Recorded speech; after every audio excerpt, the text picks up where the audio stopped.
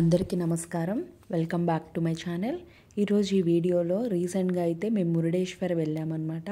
అక్కడ విశేషాలు ఏంటి, ఫుడ్, అకామిడేషన్ అండ్ ఇక్కడ ప్రత్యేకతలు ఏంటి అనేది వీడియోలో నేను మీతో షేర్ చేసుకోబోతున్నాను. అంతకంటే ముందు ఎవరైతే ఈ ఛానల్ని ఫస్ట్ టైం విజిట్ చేస్తున్నట్టయితే లైక్ చేయండి, షేర్ చేయండి, సబ్స్క్రైబ్ చేయండి. ముందుగా మీరు ఎక్కడి నుంచి ట్రావెల్ చేసినా బస్సెస్ అనేవి ఇలాగా ఆర్చి దగ్గర అయితే దింపేస్తాయి అన్నమాట. సో ఇక్కడి నుంచి మనం ఆటో పట్టుకొని వెళ్ళాలి. 2 పర్సన్స్కి అయితే 50 రూపీస్ అయితే ఛార్జ్ చేశారు. సో ఆటో వాళ్ళని అడిగినా మనకి అకామిడేషన్ చూపిస్తారనమాట, చెప్తారు. లేకుంటే వాళ్ళు టెంపుల్ దగ్గర ఎంట్రన్స్ దగ్గరే మనల్ని వదిలేస్తారనమాట.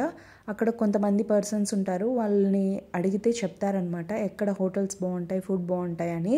సో మేమైతే అక్కడే దిగేసి ఒక పర్సన్ అయితే అడిగాము, వాళ్ళైతే రూమ్ అయితే చూపించారనమాట. సో మేము ఆఫ్టర్నూన్ వర్క్ అయితే తీసుకున్నాము. 12 వరకు 700 రూపీస్ అయితే ఛార్జ్ చేశారు. సో జస్ట్ ఫ్రెష్ అప్ అవ్వడానికి వెళ్ళంగానే గోపురం అయితే దర్శనం ఇచ్చింది. సో ఇదే అనమాట మెయిన్ టెంపుల్. ఈ టెంపుల్కి మెయిన్ ఆకర్షణ ఈ గోపురం అనమాట. ప్రపంచంలో ఎక్కడా లేని విధంగా గోపురానికి అయితే లిఫ్ట్ ఉంది. 20 అంతస్తుల గోపురం అనమాట. మన భారతదేశంలోనే 2వ ఎత్తైన గోపురం అయితే ఇది. ఈ గోపురానికి ఇంకా మరింత అందాన్ని తెచ్చేది ఈ ఏనుగులు అనమాట. ఎంత అందంగా చెక్కబడ్డాయో. ఇక మనకి ఎంట్రన్స్లోనే ఈ గోపురానికి వెళ్ళటానికైతే లిఫ్ట్ సౌకర్యం ఉందన్నమాట. సో 12:45కేమో క్లోజ్ చేసేస్తారు. మేమైతే ఒక అరగంట నిల్చుకుంటే కానీ మాకు టికెట్స్ అయితే దొరకలేదు. పెద్దవాళ్ళకైతే 20 రూపీస్ ఛార్జ్ చేస్తారు, చిన్నపిల్లలకైతే 10 రూపీస్ ఛార్జ్ చేస్తారు. ఒకసారి లిఫ్ట్ వెళ్ళి వచ్చేదాకా టికెట్స్ అయితే ఇవ్వరనమాట.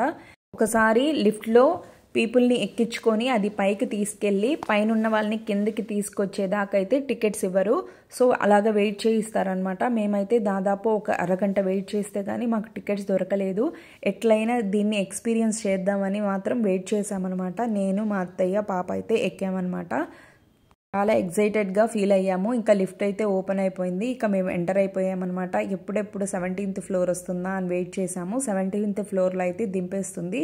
కాకపోతే నాకు డిసప్పాయింట్ ఏమనిపించిందంటే, నేనేమనుకున్నాను, ఇది గోపురం కదా, 17th ఫ్లోర్కి వెళ్ళి ఆగంగానే అక్కడ చాలా విగ్రహాలు, దేవుడి విగ్రహాలు అవన్నీ ఉంటాయి అనుకున్నాను. కానీ అదొక పెద్ద హాల్ లాగా అనిపించింది అనమాట.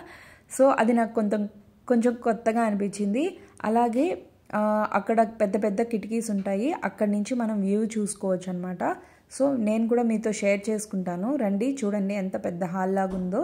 కొన్ని చిన్న కిటికీలు, కొన్ని పెద్ద కిటికీలు ఉన్నాయి. నేనైతే వ్యూ అనేది మీతో షేర్ చేసుకుంటాను. ఇప్పుడు మీరు చూస్తున్న వ్యూ వచ్చి మన ఎంట్రన్స్ వ్యూ అనమాట. సో మనం టెంపుల్కి ఎంటర్ అయ్యే వ్యూ అనమాట. ఒక టెంపుల్ యొక్క ప్రత్యేకత ఏంటి తెలుసు కదా, 3 సైడ్లు సముద్రం ఉంటుంది, ఒక సైడ్ మాత్రమే నేల ఉంటుంది. అదే ఈ టెంపుల్కి ప్రత్యేకత. సముద్రం చూడండి ఎంత ప్రశాంతంగా ఉందో. ఇక ఈ శివుని విగ్రహం యొక్క ప్రత్యేకత అయితే తెలుసుకుంటాము. ప్రపంచంలోనే 2వ ఎత్తైన శివుని విగ్రహం అనమాట ఇది. సూర్యకిరణాలు పడంగానే ఇది బంగారు రంగులో మెరుస్తూ ఉంటుంది. అలాగే ఇక్కడ ఒక పార్క్ ఉంటుందండి, దాన్ని తప్పకుండా దర్శించుకోండి.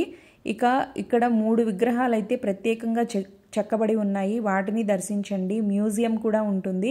అండ్ పక్కనే బీచ్ హోటల్ ఉంటుందన్నమాట, బీచ్ రెస్టారెంట్, అది కూడా ఒకసారి చూడండి. అండ్ మనకి వాటర్ బ్రిడ్జ్ కూడా ఉంది, దాన్ని ట్రై చేయండి. ఇంకా అక్కడి నుంచి బయటకు వచ్చేసాము.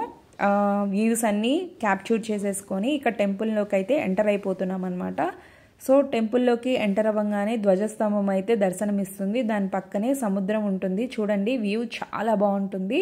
సో మేమైతే ఏదైనా టెంపుల్కి వెళ్ళినప్పుడు దక్షిణ కంటే అక్కడ ఏమైనా సేవా టికెట్స్ ఉంటే దాన్ని అయితే పర్చేస్ చేసేసి శివుని దగ్గరికి లేకుంటే గర్భగుడి దగ్గరికి అయితే వెళ్తామన్నమాట. మేమైతే ఈ సేవా టికెట్స్లో అయితే శివ పూజ సేవా టికెట్ అయితే తీసుకున్నాము. దానికైతే 2 టెంకాయలు, ఒక లడ్డు అయితే ఇచ్చేసారనమాట. అయితే ఒక ఫోటోనైతే తీశాను, గర్భగుడిలో శివుడు ఎలా ఉంటారు అని. సో అది నేను మీతో కూడా షేర్ చేసుకుంటున్నాను. శివ పూజ టికెట్ తీసుకోగానే మనం గర్భగుడికి ఒక 2 అడుగుల దూరంకి అయితే తీసుకెళ్ళి మనకి శివుడిని అయితే దర్శింపజేస్తారనమాట. శివుడిని దర్శించుకొని బయటికి రాగానే మనకు వినాయక స్వామి ఉంటారు. వినాయక స్వామికి పక్కనే అన్నదాన సత్రం ఉంటుందన్నమాట. నిత్యం అన్నదానం అయితే నిర్వహిస్తూ ఉంటారు. ఇక గుడి చుట్టూ ఉండే ఉపాలయాల గురించి అయితే చెప్తానన్నమాట. ముందుగా అయితే ఆంజనేయ స్వామి, తర్వాత అయితే నాగేంద్ర స్వామి పడిగలు ఉంటాయి. అలాగే సుబ్రహ్మణ్య స్వామి సతీ సమేతంగా అయితే ఉన్నారు.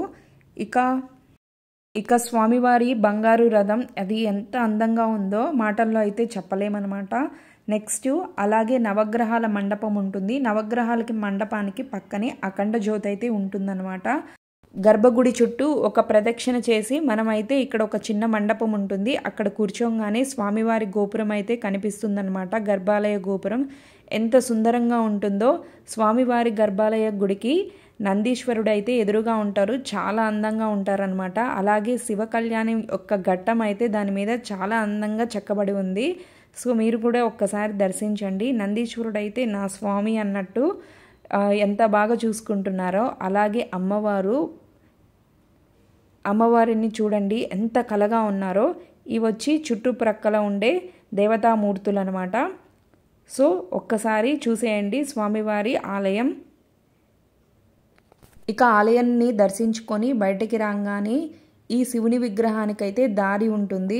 ఈ శివుని విగ్రహంలో ఒక పార్క్ ఉంటుంది.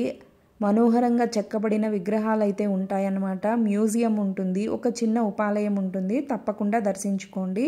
మనం దేవాలయం నుండి బయటికి రాగానే ఇక్కడ ఇలాగ సర్వీస్ ప్రొవైడ్ చేసే వాళ్ళు ఉంటారనమాట. ఇంత అమౌంట్ తీసుకొని మనకి కావాల్సిన ప్లేసెస్ అయితే చూపిస్తారనమాట.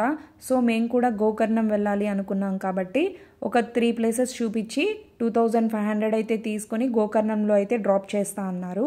ఫస్ట్ అయితే ఇలాగా మ్యాంగ్రూవ్ ఫారెస్ట్కి అయితే వచ్చేసామన్నమాట. ఇక్కడ స్పెషాలిటీ ఏంటంటే అసలు నో యాడెడ్ కలర్స్ అనమాట. ఫుడ్లో షుగర్ యాడ్ చేయరు అనమాట. అండ్ ప్లాస్టిక్ అయితే ప్రొహిబిటెడ్ అనమాట.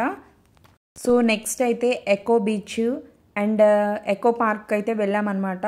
లాస్ట్లో అయితే ఫోర్ట్కి కూడా తీసుకెళ్లారు. ఈ ఫోర్ట్కి చాలా హిస్టరీ ఉంది. అది నెక్స్ట్ వీడియోస్లో నేను షేర్ చేసుకుంటాను అనమాట. సో ఫోర్ట్ కూడా చాలా బాగుందనమాట. ఇక ఇవన్నీ చూసేసుకొని గోకర్ణంకి అయితే రీచ్ అయిపోయాము. దీనికైతే వాళ్ళు 2500 అయితే ఛార్జ్ చేశారు. మేమంతా 4 మెంబర్స్ వెళ్ళాము పెద్దవాళ్ళం. ఇక 2 చిన్నపిల్లలు అయితే దీనికైతే ఇంత ఛార్జ్ చేశారు. సో మా ట్రిప్ అయితే చాలా సక్సెస్ఫుల్గా కంప్లీట్ అయిపోయింది. సో ఇక్కడ మీరు చూస్తున్నదే గోకర్ణం ఎంట్రన్స్ అనమాట. ఓం నమ శివాయ. ఈ బ్లాగ్ మీకు ఎలా అనిపించిందో కామెంట్ చేసేయండి. గోకర్ణానికి టెంపుల్కి ఎదురుగానే బీచ్ ఉంటుంది. అదే ఈ బీచ్ అనమాట. బ్లాగ్ మీకు ఎలా అనిపించిందో కామెంట్ చేసేయండి. Thanks for watching.